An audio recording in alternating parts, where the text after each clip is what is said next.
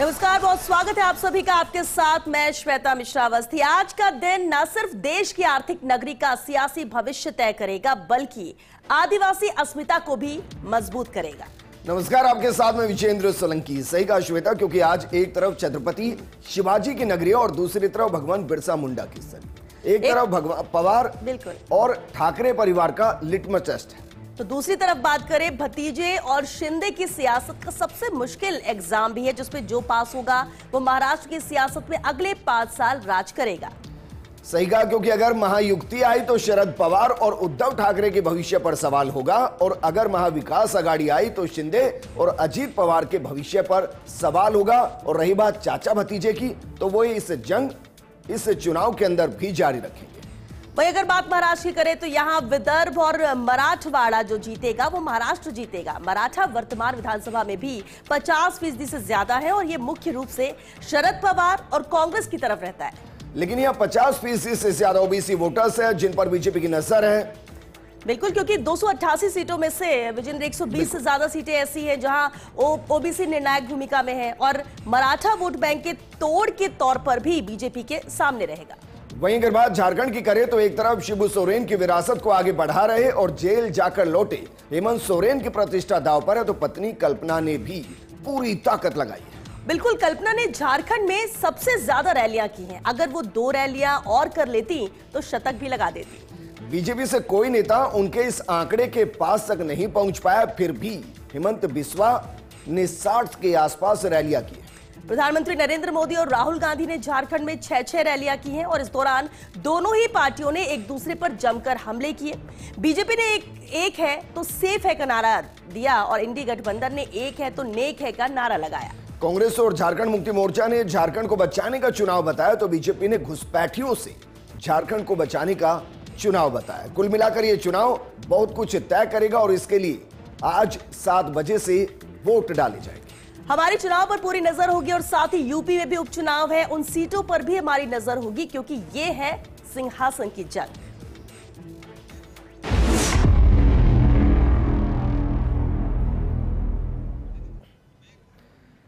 तो महाराष्ट्र और झारखंड में विधानसभा चुनाव आज हैं और महाराष्ट्र की सभी 288 विधानसभा सीटों पर मतदान होगा। वहीं झारखंड की दूसरे चरण की 38 सीटों पर वोटिंग होगी। यूपी उपचुनाव में 9 विधानसभा सीटों पर आज मतदान होगा। पंजाब की 4 विधानसभा सीटों पर उपचुनाव होगा। सुबह 7 बजे से शाम 6 बजे तक वोटिंग होगी और 23 नवंबर को एक साथ सभी जगह के नतीजे आएंगे और इस पर हमारी नजर लगातार बनी रहेगी। बिल्कुल, और कह सकते हैं आज के मतदान के साथ ही शाम 6 बजे तक ये चुनाव संपन्न होगा, क्योंकि महाराष्ट्र में 1 चरण में चुनाव है, झारखंड में 2 चरण का चुनाव था। पहला चरण खत्म हो चुका है, दूसरा चरण आज, और इसके अलावा भी जो 4 अहम राज्य है जिसकी 15 अहम सीटें हैं विधानसभा के उपचुनाव की, वो भी संपन्न हो जाएगा। और इस लिहाज से देखा जाए तो बेहद अहम आज का दिन रहेगा, जिसके बाद इंतजार 23 तारीख का रहेगा कि आखिर परिणाम किसके पक्ष में आते हैं, क्योंकि झारखंड हो या महाराष्ट्र हो, दोनों ही राज्यों में चुनाव बेहद दिलचस्प रहे हैं। चुनाव प्रचार की बात करें, बयानों की बात करें, मुद्दों की बात करें, काफी अहम रहे और ऐसे में जनता किसके साथ जाती है ये देखना भी अहम होगा। और इसीलिए आज का दिन बेहद अहम, क्योंकि जनता आज ही के दिन तय कर देगी अपने वोट के जरिए कि कहां किसे चुना है, किसे उसने काबिल माना है और किस पर ज्यादा भरोसा है। बिल्कुल श्वेता, और दोनों ही जगह एक और कॉमन चीज है। आप जब महाराष्ट्र में आएंगे तो एक तरफ चाचा भतीजे में शरद पवार और अजीत पवार के बीच की जंग नजर आएगी, तो दूसरी तरफ शिवसेना के अंदर असली वारिस कौन है, उद्धव ठाकरे या शिंदे हैं, ये भी इस चुनाव के जरिए तय होगा। वहीं झारखंड में जब हम जाएंगे तो वहां भी आपको परिवार के बीच में फूट नजर आएगी, क्योंकि कल्पना सोरेन यकीनन अपने पति यानी कि हेमंत सोरेन को बचाने की कोशिश और चुनाव में जेएमएम को वापस लाने की कोशिश करती नजर आए, तो दूसरी तरफ भाभी बीजेपी की तरफ से चुनावी मैदान में है। इसके अलावा जिनको मुख्यमंत्री बनाया हेमंत सोरेन ने जेल जाने के दौरान, वो भी बीजेपी की तरफ से बैटिंग कर रहे हैं। तो बहुत कुछ तय दोनों ही राज्यों में होना है कि असल में जनता की नजर में असली कौन है। और दिलचस्प इसलिए भी है क्योंकि अगर हम पिछले चुनाव में देखें, उसके बाद का अब जो चुनाव हो रहा है वो बेहद अहम है, जहां पे हर पार्टी, महाराष्ट्र की बात करें, एनसीपी की हम बात कर ले वहां पर, या शिवसेना की, दोनों 2 टुकड़ों में बट गई। 2 टुकड़ों में बटने के बाद ये पहला चुनाव हो रहा है, तो ऐसे में जनता किसके साथ जाती है ये भी बहुत कुछ तय कर देगा। झारखंड की बात कर ले तो वहां पर भी स्थायी तौर पर सरकार, स्थायी मुख्यमंत्री, सवाल ये उठता है कि जिससे चुना जाता है क्या वो 5 साल तक कायम रहेगा। अब तो बड़ा सवाल ये है क्योंकि इतनी टूट फूट, इतनी तोड़ फोड़ चलती है, पद को इस्तीफा देता है, किसी से इस्तीफा लिया जाता है, कोई जेल जाता है, बहुत कुछ है जो झारखंड की जनता ने भी देखा और महाराष्ट्र की जनता ने भी देखा है। तो इस लिहाज से देखा जाए तो बहुत ही अहम भूमिका में आज वोटर्स रहने वाले हैं। आपने बिल्कुल सही कहा कि क्या 5 साल तक सरकारें चलेंगी, ये सवाल इसलिए भी खड़ा होता है क्योंकि देखिए महाराष्ट्र का उदाहरण लीजिए, 288 कुल सीटें हैं और कमाल की बात ये जितनी भी आप पार्टियों को गिन रहे हैं उनमें से कोई भी ऐसा नहीं है जो इसकी 50% सीटों पर अकेले चुनाव लड़ रहा हो। यानी कि गठबंधन की सरकार तो महाराष्ट्र में आएगी, महायुति आएगी या महाविकास आघाड़ी, ये तय होगा। झारखंड के अंदर भी कुछ ऐसा ही है क्योंकि बीजेपी जिस तरीके से चुनाव लड़ रही है उसका मुद्दा है झारखंड को घुसपैठियों से बचाने का, जबकि जो जेएमएम चुनाव लड़ रही है वो झारखंड को ही बचाने का चुनाव लड़ रही है। और बीते कुछ दिनों में आपने देखा होगा श्वेता किस तरीके से दोनों ही जगह पर वोट से पहले नोट नजर आए और नोटों को लेकर हालांकि अलग अलग पार्टियों के अलग अलग स्टैंड है, उस पर नहीं जाएंगे, लेकिन नोटों की अपनी एक वैल्यू होती है इलेक्शन के अंदर और वो काफी हद तक दिखाई भी देती है। और ये तस्वीर हम आपको दिखा रहे हैं क्योंकि मॉक पोल कई जगह पर शुरू हो चुके हैं और मॉक पोल के बाद 7 बजे से वोटिंग शुरू होगी। बिल्कुल, तो मॉक पोल जारी है क्योंकि ये भी जरूरी हो जाता है ताकि 7 बजे से जब वोटिंग शुरू हो तब कोई दिक्कत ना हो, क्योंकि लोग जब पहुंचते हैं लंबी कतारें होती हैं। कई बार हमने देखा है कि जब चीजें गड़बड़ होती है, कुछ वहां कुछ बिगड़ता है और वक्त में ठीक करने में ज्यादा वक्त लगता है, तो कई बार वोटर्स लौट भी जाते हैं। इस लिहाज से सब कुछ दुरुस्त रहे, एकदम ठीक रहे, इसलिए भी ये मॉक पोल बेहद अहम हो जाता है। लगातार तस्वीरें आप तक पहुंचाएंगे, फिर महाराष्ट्र हो या फिर झारखंड या फिर वो अहम राज्य, 4 अहम राज्य जहां पर आज उपचुनाव भी है। अहम हो जाता है। उत्तर प्रदेश की जब हम बात करते हैं 9 अहम सीटें हैं, पंजाब में 4 अहम सीटें हैं, उत्तराखंड में भी 1 सीट है जिस पर उपचुनाव है, तो केरल में भी 1 सीट है और साथ ही लोकसभा की भी 1 सीट है महाराष्ट्र के नांदेड़ जहां पर उपचुनाव होना है। तो इन 2 राज्यों में विधानसभा चुनाव के साथ साथ ये उपचुनाव भी बेहद अहम है और इसलिए साख पर दांव कई दिग्गजों की है। और देखिए साख बचाने के लिए और चुनाव को निष्पक्ष कराने के लिए श्वेता महाराष्ट्र की अगर बात करें तो वहां विधानसभा चुनाव में लगभग 6 लाख कर्मचारी चुनावी ड्यूटी में तैनात हैं। 9,70,25,119 मतदाताओं को उनके मत का इस्तेमाल निष्पक्ष तरीके से करा पाए, ये एक महत्वपूर्ण भूमिका उनकी रहेगी। और इसमें से अगर हम देखें तो 5,22,739 पुरुष मतदाता हैं, जबकि 4,69,962 के आसपास, 4,69,96,279 के आसपास महिला मतदाता है। बिल्कुल, और इसी को लेकर ही चुनाव आयोग ने भी लगातार तैयारियां पूरी कर ली हैं। लेकिन जब हम झारखंड की बात करते हैं तो यहाँ भी आज दूसरे चरण में शेष जो बची हैं 38 विधानसभा सीटें, उस पर भी वोट डाले जाएंगे। 7 बजे से शाम 6 बजे तक यहाँ पर भी मतदान होगा। दोनों राज्यों में कुछ जगह संवेदनशील बूथ है जहाँ पर 5 बजे तक ही वोटिंग होगी। झारखंड के मुख्यमंत्री हेमंत सोरेन, पत्नी कल्पना सोरेन की सीट पर भी आज वोट डाले जाएंगे और विपक्ष के नेता अमर कुमार बावरी के अलावा 500 से अधिक अन्य उम्मीदवार हैं जो कि चुनावी मैदान में है। चुनाव आयोग ने मतदान से जुड़ी सभी तैयारियां पूरी कर ली हैं, लेकिन कह सकते हैं कि जिस तरह से एड़ी चोटी का जोर लगाया गया, प्रचार प्रसार किया गया, अपने पक्ष में मतदाता को करने की कोशिश की गई, जो भी मेहनत की गई है प्रत्याशियों द्वारा, आज उनके लिए उसका परिणाम है, क्योंकि वोटर्स आज ही तय कर देगा जहां उनकी किस्मत ईवीएम में कैद हो जाएगी। इंतजार 23 तारीख का रहेगा, लेकिन कौन किस पर भारी पड़ता है ये भी बेहद अहम है, क्योंकि चुनाव प्रचार के दौरान भी देखा झारखंड में भी कि किस तरह से कंपटीशन रैलियों को लेकर भी था, ज्यादा से ज्यादा भीड़ जुटाने को लेकर था, क्योंकि जब रैली होती है संख्या कितनी हुई इस पर भी बात होती है, चर्चा होती है,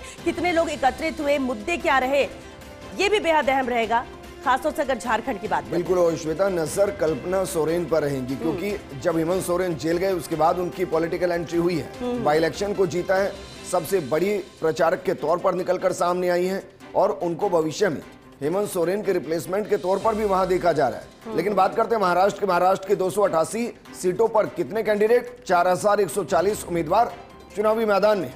बीजेपी 149 सीटों पर चुनाव लड़ रही है, जबकि शिवसेना शिंदे गुट 81 सीटों पर चुनाव लड़ रहा है। विधानसभा चुनाव जो लड़ा जा रहा है उसमें एनसीपी अजीत गुट की बात करें तो वो 59 सीटों पर चुनाव लड़ रहा है।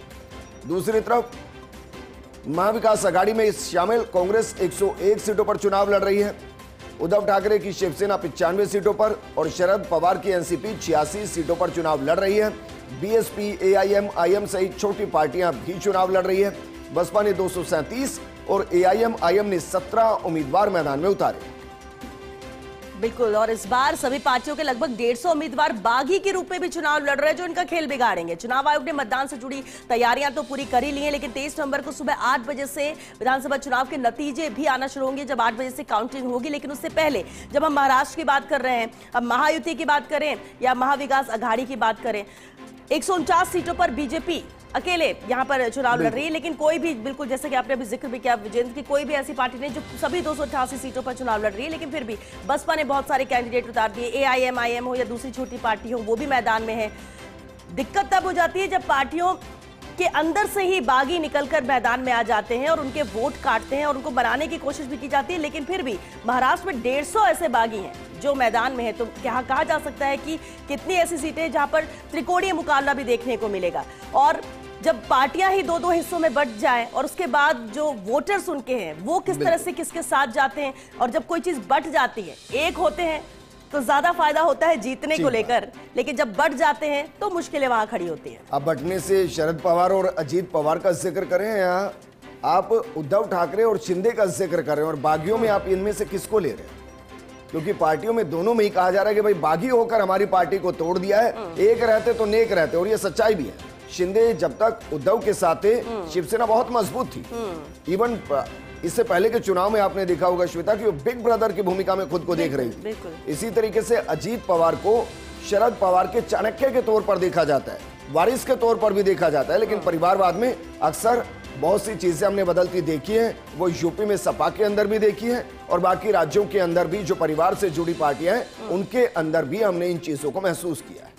बिल्कुल, और क्योंकि विधानसभा चुनाव को लेकर महाराष्ट्र और झारखंड में मतदान है, आज 7 बजे से वोटिंग शुरू होगी, और दोनों राज्यों में वोटिंग के साथ ही कई अहम राज्य, 4 अहम राज्य जहां पर उपचुनाव के लिए भी आज वोटिंग होगी। उत्तर प्रदेश की बात कर ले, विधानसभा उपचुनाव में 9 सीटों पर आज यूपी में वोट डाले जाएंगे। पंजाब की 4 सीटें हैं, केरल और उत्तराखंड में भी आज उपचुनाव को लेकर वोटिंग है, एक सीट पर। तो दक्षिणी राज्य केरल की पलक्कड़ सीट पर भी मतदान होना है। चुनाव आयोग ने हालांकि सभी तैयारियां तो पूरी की है, लेकिन उपचुनाव भी बेहद अहमियत रखते हैं, और सबसे बड़ी बात हो जाती है उपचुनाव जब होते हैं तो किसकी सीट वो थी और क्या वो वापस जीत कर आता है या नहीं, ये बड़ा चैलेंज हो जाता है। क्योंकि लोकसभा चुनाव के बाद अक्सर देखा है कि उपचुनाव में बहुत ज्यादा तादाद, बहुत ज्यादा संख्या होती है सीटों की। 48 के करीब सीट यहां पर उपचुनाव की थी, जिस पर वोटिंग हुई, पहले चरण और दूसरे चरण को मिला लिया जाए। और ऐसे में अहम हो जाता है कि क्या सीट बचाने की जो जुगत होगी उसमें जीत मिल पाती है कैंडिडेट को, पार्टी को, या नहीं।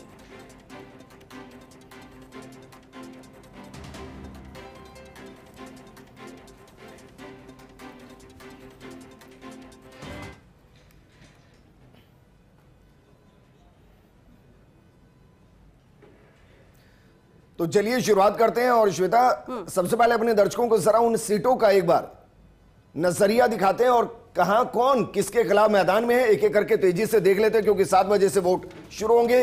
ये सीट है कोपरी पाचपा खाड़ी विधानसभा सीट, जहां से एकनाथ शिंदे लगातार जीतते आ रहे हैं, 6 बार से वो यहां से जीत रहे हैं, और उनका मुकाबला जो है वो केदार प्रसाद दिघे के साथ है, जो शिवसेना की तरफ से चुनाव लड़ रहे हैं। और यहां इंटरेस्टिंग ये होगा कि कौन जीत रहा है। बिल्कुल, अगली सीट नागपुर दक्षिण पश्चिम है, विधानसभा सीट बेहद अहम है, जहां से देवेंद्र फडणवीस बीजेपी से है तो कांग्रेस से प्रफुल्ल गुड्डे हैं। बीजेपी कांग्रेस में यहां पर मुकाबला देखने को मिलेगा, बेहद अहम चेहरा देवेंद्र फडणवीस। अजीत पवार एनसीपी की तरफ से चुनावी मैदान में है, जबकि एनसीपी शरद पवार की तरफ से योगेंद्र पवार है, और ये चाचा भतीजे के बीच की जंग है। ये भतीजे लगते हैं अजीत पवार, बिल्कुल वैसे जैसे शरद पवार के भतीजे अजीत पवार है। बिल्कुल, अगली सीट देख लेते हैं, कामठी विधानसभा सीट है। अब देखिए यहां पे भी बीजेपी कांग्रेस के बीच में टक्कर है। चंद्रशेखर बावनकुले बीजेपी से कैंडिडेट है, तो कांग्रेस से सुरेश यादव राय भोयर यहां पर उनको टक्कर देते हुए नजर आएंगे। कामठी विधानसभा सीट भी बेहद अहम है, टक्कर भी। अगली सीट का रुख करते हैं, छगन भुजबल अपने आप में एक बड़ा चेहरा एनसीपी का, जबकि उनका मुकाबला एनसीपी एसपी के बीच है। मणिकराव माधवराव शिंदे के साथ मुकाबला, और ये एक ही पार्टी के 2 नेताओं के एक दूसरे के खिलाफ मोर्चे खोलने की तैयारी। साकोली विधानसभा सीट देखिए, यहां से नाना पटोले कांग्रेस से हैं, बेहद अहम चेहरा, अहम पद पर अहम जिम्मेदारी निभाते हैं। तो बीजेपी से अविनाश ब्राह्मणकर है, यहां कांग्रेस बीजेपी में टक्कर देखने को मिलेगी। अगली सीट जरा देखिए, एनसीपी शरद पवार से जयंत पाटिल चुनावी मैदान में, जबकि एनसीपी अजीत पवार से डॉक्टर निशिकांत पाटिल के बीच में मुकाबला है। और यहां वाकई में तय होना है कि एनसीपी का असली वारिस और भविष्य कौन है। बिल्कुल, अगली सीट देख लेते हैं। देखिए कराड़ दक्षिण विधानसभा सीट है। अब यहां से देखिए पृथ्वीराज चौहान कांग्रेस से, मुख्यमंत्री भी रह चुके हैं, महाराष्ट्र के पूर्व मुख्यमंत्री रहे हैं पृथ्वीराज चौहान, तो उनके सामने बीजेपी से अतुल भोसले हैं जो उन्हें टक्कर देते हुए नजर आएंगे। हालांकि प्रचार प्रसार में राहुल गांधी ने भी काफी सपोर्ट किया और कहा कि जनता का साथ मिल रहा है पृथ्वीराज चौहान। कब देखते हैं वोटर्स क्या अगली सीट उद्धव ठाकरे की शिवसेना से सुनील प्रभु चुनावी मैदान में है, जबकि शिवसेना एकनाथ शिंदे से संजय निरुपम चुनावी मैदान में बड़ा चेहरा है और जिस तरीके से वो चुनावी मैदान में है उनके ऊपर काफी हद तक नजर टिकी रहेगी कि परिणाम क्या रहता है। चलिए अगली सीट कड़कवली विधानसभा सीट है जहां से बीजेपी से नितेश राणे मैदान में है और शिवसेना यूबीटी से यानी कि उद्धव की शिवसेना से संदेश भास्कर यहां पर उन्हें टक्कर देते हुए नजर आएंगे। अगली सीट का रुख करते हैं। मुंबा देवी विधानसभा सीट है जहां पर शायना एनसी शिवसेना से चुनावी मैदान में एक प्रखर वक्ता भी है शिवसेना की। अमीन पटेल कांग्रेस से चुनावी मैदान के अंदर हैं और वहां शिवसेना का मतलब एकनाथ शिंदे की शिवसेना। बिल्कुल। और करजत जामखेड़ विधानसभा सीट देखिए यहां से एनसीपी एसपी यानी कि रोहित पवार, यहाँ शरद पवार की एनसीपी है जिसमें रोहित पवार यहां पर मैदान में है, तो बीजेपी से राम शिंदे यहां पर मैदान में। हालांकि बहुत कम देखने को मिला, ज्यादातर देखिए एनसीपी आमने सामने, यानी कि 7 जो कल तक थे वो आज आमने सामने। बिल्कुल। और कांग्रेस से विजय वडेट्टीवार चुनावी मैदान में है, जबकि बीजेपी की तरफ से कृष्णपाल सहारे और ये सीट है ब्रह्मपुरी विधानसभा सीट जहां बीजेपी और कांग्रेस के बीच में सीधा मुकाबला देखने को मिलेगा। बिल्कुल। अगली सीट देख लेते हैं। संगमनेर विधानसभा सीट है। अब देखिए यहां से कांग्रेस से बाला साहेब थोराट मैदान में है और शिवसेना से अमोल खताल यहां पर मैदान में नजर आ रहे हैं और इनके बीच में यह टक्कर देखने को मिलेगी। और क्योंकि यहां पर 2 गठबंधन तो है और दोनों तरफ से एनसीपी भी है, दोनों तरफ से अगर बात करें शिवसेना भी है। अब देखना होगा कि कौन किसे यहां पर कड़ी टक्कर दे पाता है। एनसीपी शरद पवार की तरफ से जितेंद्र आवाड़ चुनावी मैदान में, जबकि एनसीपी एकनाथ शिंदे की तरफ से नजीब मुल्ला चुनावी मैदान में। और ये सीट है मुंब्रा कल्बा विधानसभा सीट जहां हाई प्रोफाइल मुकाबला देखने को मिलने वाला है।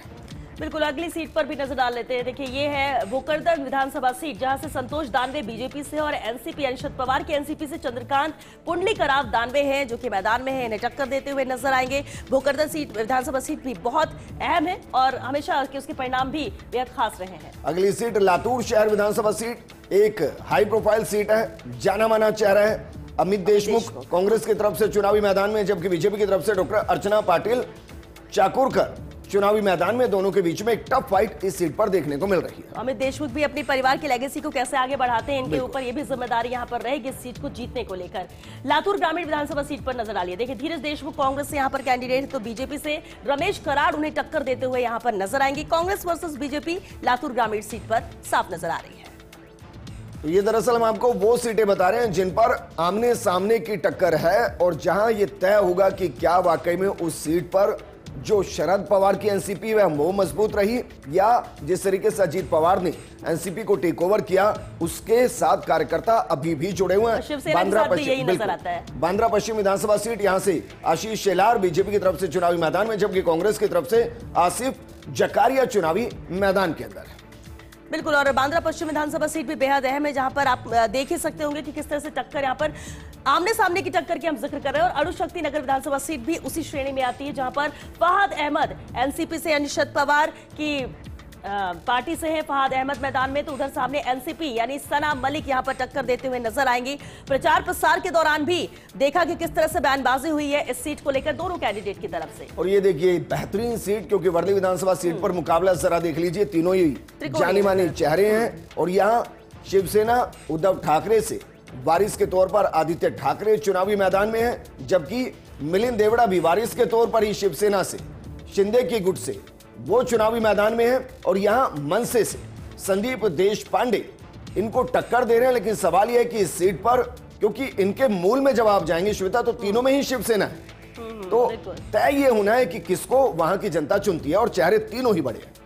बिल्कुल। और कांग्रेस से भी शामिल हुए शिवसेना में, यहाँ पर ये आप जिस तरह से बता रहे कि परिवार की लेगेसी को बढ़ाने वाली वो अहम चेहरे हैं, जिम्मेदारियां भी बड़ी होंगी इनके कंधों पर, लेकिन टक्कर भी जोरदार होगी। माहिम विधानसभा सीट देखिए, मनसे से अमित ठाकरे हैं तो शिवसेना से सदा सरवणकर मैदान में है और वह शिवसेना उद्धव की शिवसेना से महेश सावंत यहाँ पर मैदान में है। तो एक ही पार्टी या एक साथ रहने वाले जब 3 चेहरे ऐसे सामने आ जाए, आमने सामने आ जाए, तो ये वोटर्स के लिए भी बड़ा दिलचस्प हो जाता है कि वो किसे चुनते हैं। और इसलिए भी इस तरह की सीटें बेहद दिलचस्प है और नजर है और कहीं ना कहीं हॉट सीट पर भी शुमार रहती है। अच्छा, कार्यकर्ताओं के लिए और मुश्किल है, पता नहीं कब साहब एक हो जाए।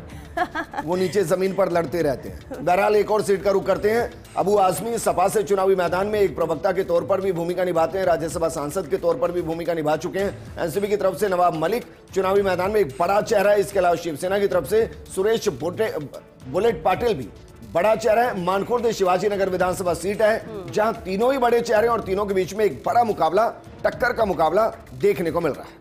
बिल्कुल, अगली सीट देखिए, अगली अहम सीट है बांद्रा पूर्व विधानसभा सीट। अब देखिए यहाँ पर एनसीपी से जिशान सिद्दीकी मैदान में है। बाबा सिद्दीकी के बेटे हैं ये। बाबा सिद्दीकी की जिस तरह से हत्या की गई उसके बाद से लगातार वो मुखर रहे हैं और एक बार कह सकते हैं कि एक वोट बैंक के तौर पर भी देखा जाता है कि परिवार में कहीं ना कहीं संवेदना के तौर पर भी जिताया जा सकता है, क्योंकि बेहद ही दुखद था इस तरह से उनकी हत्या किया जाना। शिवसेना से वरुण सरदेसाई है, ये उद्धव की शिवसेना है जहां से वरुण सरदेसाई है, तो मनसे से तृप्ति बाला सावंत है जो कि मैदान में है। त्रिकोणीय मुकाबला बांद्रा पूर्व विधानसभा सीट में भी देखने को मिल रहा है। अगली सीट का रुख करते हैं। अगली सीट है दरअसल कन्नड़ सीट विधानसभा और इस पर शिवसेना की तरफ से संजना जाधव चुनावी मैदान में है, जबकि निर्दलीय के तौर पर हर्षवर्धन जाधव चुनावी मैदान में और शिवसेना उद्धव ठाकरे की तरफ से उदय सिंह राजपूत चुनावी मैदान के अंदर सीट कन्नड़ सीट। तो देखिए बेहद अहम है जहां पर ये त्रिकोणीय मुकाबला है जिसके हम बात कर रहे थे, लेकिन कहां किसके बीच सीधी टक्कर भी देखने को मिल रही है वो भी जान लेते हैं, क्योंकि विदर्भ की 35 अहम सीटें हैं और उस पर भी नजर डालते हैं। देखिए अब एक बार नजर डालते हैं, विदर्भ की 35 विधानसभा सीट है। ये अहम हो जाता है कि कहां किसके में सीधी टक्कर की हम बात कर रहे हैं, क्योंकि बीजेपी और कांग्रेस में यहां सीधी टक्कर देखने को मिल रही है। विदर्भ सीट की बात करते हैं जहां पर करीब 62 अहम सीटें हो जाती है। मराठवाड़ा की 10 सीटों पर भी बीजेपी कांग्रेस में ही विजयी टक्कर देखने को मिल रही है और इसलिए भी अहम हो जाता है कि आखिर किसके पाले में सीट जाती है। पश्चिम महाराष्ट्र की 12 सीटों पर कांग्रेस बीजेपी आमने सामने यहां पर है, तो मुंबई की 8, उत्तरी महाराष्ट्र की 6 सीटों पर भी सीधी टक्कर यहां पर देखने को मिल रही है। कोंकण की 4 सीटों पर बीजेपी और कांग्रेस में सीधी टक्कर है, यानी सीधा मुकाबला कोंकण की सीट पर है। तो महाराष्ट्र की 75 सीटों पर बीजेपी वर्सेस कांग्रेस का मुकाबला भी साफ नजर आता है। बिल्कुल, और दूसरी सीधी लड़ाई दोनों शिवसेना के बीच हो रही है और इसमें शिंदे की शिवसेना 46 सीटों पर ठाकरे की शिवसेना के खिलाफ चुनावी मैदान में है। कार्यकर्ताओं को तय करना है, जनता को तय करना है। इसमें से विदर्भ की 5 सीटों पर शिवसेना उद्धव ठाकरे और शिवसेना एकनाथ शिंदे आमने सामने। मराठवाड़ा में 10 सीटें, पश्चिमी महाराष्ट्र के अंदर 8 सीटें, जबकि मुंबई में 10, उत्तर महाराष्ट्र में 4 सीटों पर दोनों के बीच में कड़ी टक्कर है। और ये हम आपको बता रहे हैं कोंकण में 9 सीट ऐसी है जहां शिवसेना आमने सामने और इसमें दोनों शिवसेना है। असली कौन सी है जनता तय करे। बिल्कुल, और ये मुकाबला भी बेहद अहम हो जाता है, क्योंकि जब एनसीपी की हम बात कर रहे हैं, विदर्भ की बात करें, देखिए इसमें 3 सीटें, मराठवाड़ा में 6 सीटों पर एनसीपी आमने सामने, यानी कि दोनों एनसीपी जो बढ़ चुकी है उसमें टक्कर देखने को मिल रही है। पश्चिम महाराष्ट्र में बात करें 21 सीटों और मुंबई में 1 सीट पर भी सीधी टक्कर देखने को मिल रही है। उत्तरी महाराष्ट्र में 3 और कोंकण में 3 सीटों पर आमने सामने यहाँ पर कैंडिडेट नजर आ रहे हैं और ये बेहद दिलचस्प मुकाबला है। लेकिन महाराष्ट्र में किस रीजन में कितनी सीटें हैं जरा वो भी जान लेते हैं, क्योंकि 288 सीटों पर जब एक साथ चुनाव हो रहे हैं तो कितना अहम हो जाता है ये जानना भी कि रीजन वाइज भी, क्योंकि जब एनालिसिस होता है तो भी देखा जाता है कि किस रीजन में कितनी सीटें कौन सी किसके खाते में आ रही है, और ये भी हमने आपको बताया कि कहां पर सीधी टक्कर भी देखने को मिल रही है। प्रचार भी उसी तरीके से देखा जाता है कि भाई किस सीट के मुद्दे क्या हैं। अब देखिए पश्चिमी महाराष्ट्र के अंदर 70 सीटें हैं, विदर्भ में 62 सीटें हैं, उत्तर महाराष्ट्र के अंदर 35 सीटें हैं। इसके अलावा थाने कोंकण में 39 सीटें हैं, मुंबई में 36 सीटें हैं, उत्तर महाराष्ट्र के अंदर 35 सीटें हैं जहां वोट डाले जाएंगे और ये सब मिल जाएंगी तो 288 सीटें हो जाएंगी। और जो है इसमें 2 बहुत महत्वपूर्ण, एक विदर्भ और एक मराठवाड़ा। मराठवाड़ा इसलिए क्योंकि पूरी मराठा अस्मिता के साथ वहां चुनाव लड़ा जा रहा है और इस वक्त भी 288 में से 150 से ज्यादा ऐसे हैं जो मराठा हैं और विधानसभा के अंदर। इसी तरीके से विदर्भ, आपको ध्यान होगा कि किसानों के सबसे ज्यादा आत्महत्या के जो मामले आते हैं वो विदर्भ के अंदर आते हैं। बहुत डार्क एरिया, खेती नहीं, किसानों के लिए रोजगार नहीं, और इसीलिए प्रधानमंत्री मोदी का 15,000 का नारा काम करेगा, या जो बीजेपी कांग्रेस कह रही है कि भाई 3 लाख तक का कर्जा हम दे देंगे, ये काम करेगा। इसके ऊपर विदर्भ में चुनाव लड़ा जाए। बिल्कुल, और कौन कितनी सीटों पर चुनाव लड़ रहा है जरा वो भी देख लेते हैं पार्टीवार, क्योंकि जब हम महायुति या महाअघाड़ी की बात करते हैं तो आखिर कौन कितनी सीटों पर चुनाव लड़ रहा है एक नजर उस पर भी डाल लेते हैं, क्योंकि ये आंकड़े भी बेहद महत्वपूर्ण। देखिए सबसे पहले महायुति की बात करते हैं, महाराष्ट्र की 148 सीटों पर बीजेपी चुनाव लड़ रही है, 148 सीटों पर बीजेपी चुनाव लड़ रही है। वहीं शिवसेना 81 और एनसीपी 59 सीटों पर मैदान में है। ये महायुति के साथ जो गठबंधन है हम उसकी बात कर रहे हैं। महायुति के अन्य सहयोगी में 5 सीटों पर चुनाव लड़ रही है, उसके अन्य सहयोगी भी। मालेगांव सेंट्रल सीट पर महायुति का कोई उम्मीदवार मैदान में नहीं है, वहां पर कोई कैंडिडेट नहीं उतारा है इन्होंने। 8 सीटों पर 2 महायुति पार्टियां एक दूसरे से प्रतिस्पर्धा कर रही हैं, ये भी दिलचस्प है। 3 सीटों पर भाजपा और एनसीपी के बीच यहां पर फ्रेंडली फाइट भी देखने को मिली। देखिए राजनीति यहां पर हर तरह के रंग देखने को मिलते हैं। 5 सीटों पर शिवसेना और एनसीपी के बीच फ्रेंडली फाइट यहां पर जारी है। महायुति की हम बात करें और ये महायुति के आंकड़े हैं विजेंद्र। महाविकास आघाड़ी में भी कुछ इस तरीके के आंकड़े हैं, जरा देख लीजिए। महाराष्ट्र की 101 सीटों पर कांग्रेस चुनाव लड़ रही है। इसके अलावा अगर बात करें शिवसेना उद्धव ठाकरे की तो 95 सीट, एनसीपी शरद पवार 86 सीटों पर चुनाव लड़ रही है। अन्य सहयोगियों को 6 सीट ऐसी दी गई है जहां वो चुनावी मैदान के अंदर है। कोल्हापुर उत्तर सीट पर उसके पास कोई कैंडिडेट नहीं है, दोनों ही पार्टियों की तरफ से एक सीट ऐसी है, उसका उम्मीदवार आखिरी समय में दौड़ से हट गया या कहीं सीट छोड़कर चले गए। 2 सीटों पर कांग्रेस और एनसीपी शरद पवार के बीच में फ्रेंडली मैच है। कांग्रेस और शिवसेना उद्धव ठाकरे के बीच दोस्ताना मुकाबला भी 1-2 सीट पर देखने को मिलने वाला है। यह महाविकास आघाड़ी और ये होता है, इससे जहां हम फ्रेंडली मैच कह रहे हैं इसका मतलब यह कि वहां उतारना श्वेता इसलिए जरूरी है ताकि वो उतने वोट ले जिससे कि उनका मूल कैंडिडेट वहां पर जीत जाए। बिल्कुल।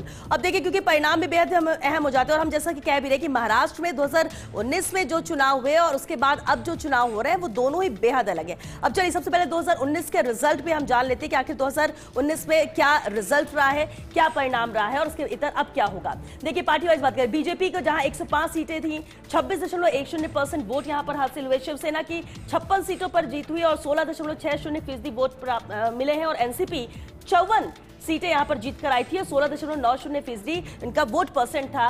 ये सीटें नजर आती है तब जब शिवसेना एकजुट थी, एनसीपी एकजुट थी और मुकाबला सीधे तौर पर बीजेपी, शिवसेना और एनसीपी में देखने को मिला था और ये आंकड़े दर्शाते हैं। और इसलिए हम विजन बार-बार कह रहे हैं कि 2019 के बाद जो 24 में चुनाव हो रहे हैं कितने अलग होंगे, क्योंकि जब शिवसेना 2 हिस्सों में है, एनसीपी 2 हिस्सों में है, 2 गठबंधन की बड़ी पार्टियां बन चुकी हैं जिसमें अगर इस बार की बात करें तो सबसे ज्यादा 148 सीटों पर बीजेपी है और उसके अलावा भी बाकी सब है, क्योंकि ये सीट शेयरिंग भी बहुत अहमियत रखती है और ऐसे में कहां जीत मिल पाएगी और कितना असर होगा। जब हम बात करते हैं एनसीपी और शिवसेना की कि बंटने के बाद किसे फायदा होता है, ये भी तय हो जाएगा इस चुनाव से। बिल्कुल, क्योंकि जब एकजुट लड़ रहे थे ना श्वेता, तो 2014 के साथ जब आप 2019 का कंपैरिजन करेंगे तो बीजेपी का वोट बैंक कम हुआ था, सीटें भी कम हुई, वोट भी कम हुए। लेकिन इस बार वहां के बिखराव का फायदा बीजेपी को कितना मिलने वाला है ये देखना भी इंटरेस्टिंग रहने वाला है। बहरहाल क्योंकि महाराष्ट्र के साथ झारखंड के अंदर भी चुनाव है तो एक बार झारखंड की भी सीटों को एक बार तेजी से देख लेते हैं कि